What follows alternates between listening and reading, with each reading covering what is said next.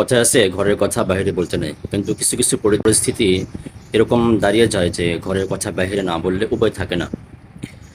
হেফাজতে ইসলামকে নিয়ে যে নাটক দেখা যাচ্ছে সোশ্যাল মিডিয়ায়, একদল আরেক দলের সাথে কাদা ছোড়াছুড়ি করতেছেন। তো বিষয়গুলো নিজেরা ঘরোয়াভাবে সমাধান করার চেষ্টা করলে করতে পারতেন, কিন্তু আপনারা এটা সমাধান করার চেষ্টা করতেছেন না। খুব সম্ভবত এটা করবেনও না, কিন্তু আপনারা কাদা ছোড়াছুড়ি করতে এক্সপার্ট।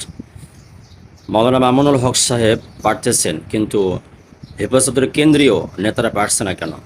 তারা কেন শাপলা গণহত্যাকে নিয়ে এখন তো স্বাধীন, এখন তো শেখ হাসিনা নাই, আপনাকে তো কেউ এখন বাধা দিচ্ছে না, কিন্তু আপনি মাওলানা মামুনুল হকের মতো একটা এরকম আয়োজন করতে পারলেন না কেন? এটা তো আপনি হেফাজতের কেন্দ্রীয় নেতা হিসেবে এটা আপনার ব্যর্থতা না?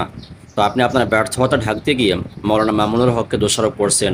আবার সেখানে দেখলাম যে জামাত ইসলামীর সম্ভবত কেন্দ্রীয় একজন সদস্য, তাকে নিয়ে আসার কারণে আপনারা মাওলানা মামুনুল হককে জামাত ইসলাম ট্যাগ দিয়ে দিচ্ছেন। আসলে এই ট্যাগাট্যাগের রাজনীতি তো হাসিনা শুরু করেছিল, এই ট্যাগাট্যাগের রাজনীতি আপনারাও আবার শুরু করতেছেন কেন?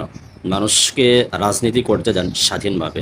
আপনি গোলামি করবেন, চাটুকারিতা করবেন, যুগ থেকে যুগান্তরে আপনার রক্তে চাটুকারিতার রক্ত মিশে আছে। আপনি চাটুকারিতা করতে পারেন, কিন্তু একজনকে স্বাধীনভাবে রাজনীতি করতে দেন। বিষয়গুলো নিয়ে দেখতেছি জমিয়তে উলামায়ে ইসলাম, চরমনায়ের দল এবং হেফাজতের বিএনপিপন্থী যে সমস্ত ওলামান রয়েছে, আলেম ওলামা রয়েছে, তারা মামুনুল হক সাহেবকে নিয়ে খুব কাদা ছোড়াছুড়ি করতেছেন।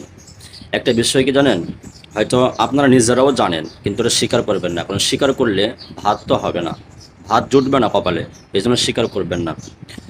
শাইখুল ইসলাম আল্লামা আহমদ শফি রহিমাহুল্লাহ, এরপর কায়েদে মিল্লাত জুনায়েদ বাবুনগরী রহিমাহুল্লাহের মৃত্যুর পরে হেফাজতকে চাঙ্গা রেখেছিল একমাত্র আল্লামা মামুনুল হক সাহেব। আমি মামুন সাহেবের রাজনীতি করি না বা কোনো রাজনীতির সাথে আমি যুক্ত না, কিন্তু আমি একজন নিরপেক্ষ ব্যক্তি হিসেবে এই যে আপনারা মামুন সাহেবকে নিয়ে প্রপাগান্ডা করতেছেন হেফাজত থেকে বাহির করার জন্য বা শাপলা স্মৃতি সংসদ তৈরি করার জন্য, আপনারা যে পরিমাণ তার ব্যাপারে বিশদকর করছেন, আমি একজন নিরপেক্ষ ব্যক্তি হিসেবে এটার আমি বিরোধিতা করতেছি।